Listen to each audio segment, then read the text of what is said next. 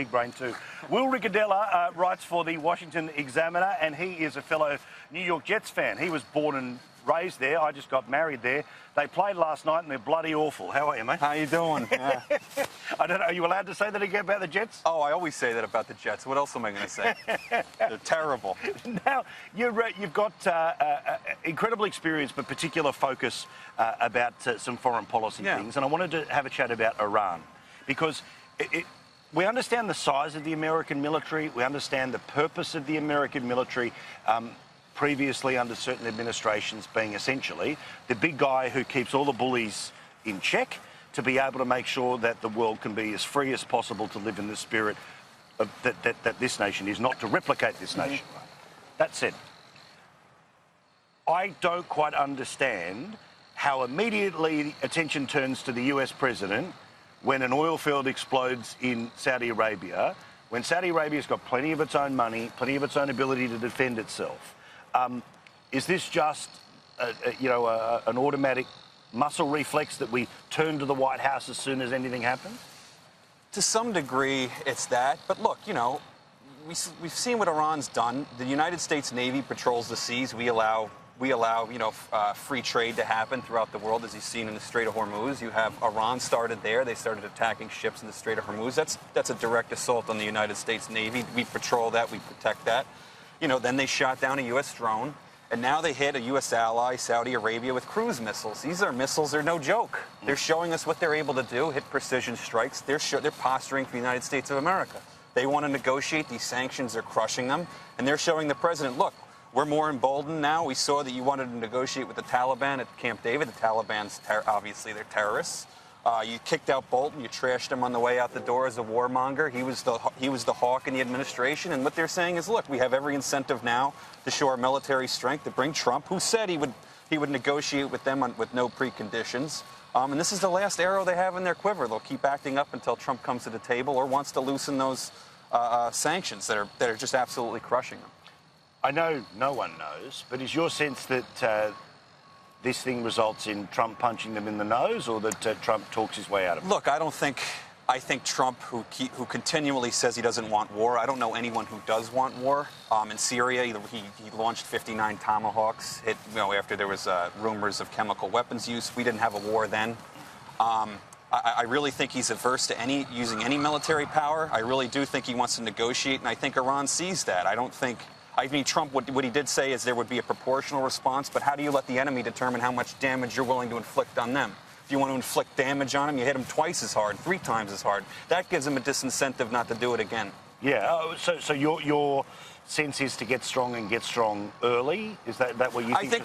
I think it's to portray some strength. Look, why would you elevate them and say, yeah, we will have negotiations? You're encouraging bad behavior. The more bad behavior that you have, yeah, let's sit down and talk. I mean, well, what does that do? Yeah. You got to be kidding me.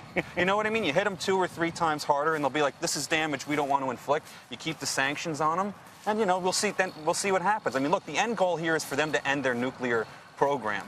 They don't want to do that, right? They're not. So we got to keep going after them. Got to keep going after them hard. No one ever talks about the person who, the architect of the Iran deal was Wendy Sherman. This is the same person who was the architect of the North Korea nuclear deal under Clinton. What do we got now? We have a nuclear North Korea.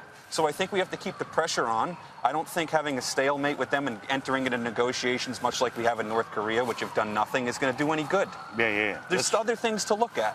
So, just speaking a little more broadly again for that Australian audience, what's your sense of the Trump administration? Is it something that's grown as the years have rolled on, as they've become more comfortable, or has the country become more comfortable with the chaos of the administration? How do you mean grown on the American people? Well, I just mean grown in their ability to do the job, grown in their ability to do the right thing. In your mind, is it an administration that's been able to get out of first gear to be able to focus? That's a good question. I mean, we had the Russia collusion narrative that really hurt Donald Trump and his efforts in foreign policy, particularly. How are you going to negotiate with China when they don't know if you're going to be in office in 2 years, if you're going to be impeached? You still have the Democrats trying to undermine Donald Trump. Look, Iran looks at this and says, hey, why don't we just wait out this administration, wait out impeachment? Look, it made it very difficult for him to do his job in the first 2 years. Domestically, I mean, he got the tax cuts across. He's done a lot to shore up the border, particularly using whatever means necessary. He's not getting much help from the Democrats. So I think he's absolutely shown competence and the ability to get some things done. Foreign policy-wise, I think he's done a good job at the beginning, certainly with reducing the threat of North Korea. They're never going to get rid of their nuclear weapons, and no amount of talking or handshaking is going to do that. But certainly now I think his foreign policy has become a little bit more incoherent.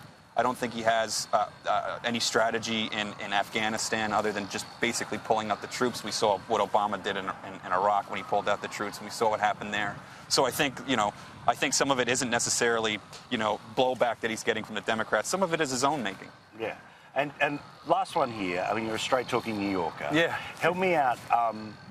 There's a lot of polite conversation that I notice in this town where some people do want to talk politics. Some people want to really get into politics. I was at a golf club with a bunch of people who were, pretty heavy hitters about, how the world works, but they were all united in, we don't talk about politics, right. We're just here to play golf.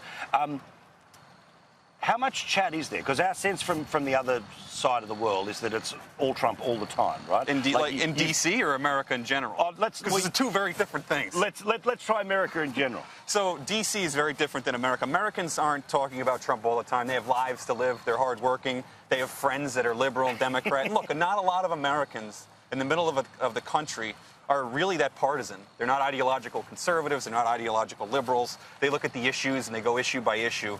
In D.C., of course, this is the most hyper-political town in the entire world, so that's all everybody wants to do. Yeah. But regular Americans are not like that. And that really is a disconnect between D.C. and everyday Americans. Yeah, I tell you what, it's this thing where, look, very rarely would I ever get up and have to move because a table next to me was too loud. I'm normally the too loud guy. But there was this guy who just was banging on about Trump for about just yelling, and I'm just like, okay, I'm out. Welcome to Washington, D.C. Yeah, lovely to be here. Yeah, I look forward to talking to you again. You're a good fella. Thank you so much. Thank you very much. Go Jets, Jets, Jets, Jets, Jets.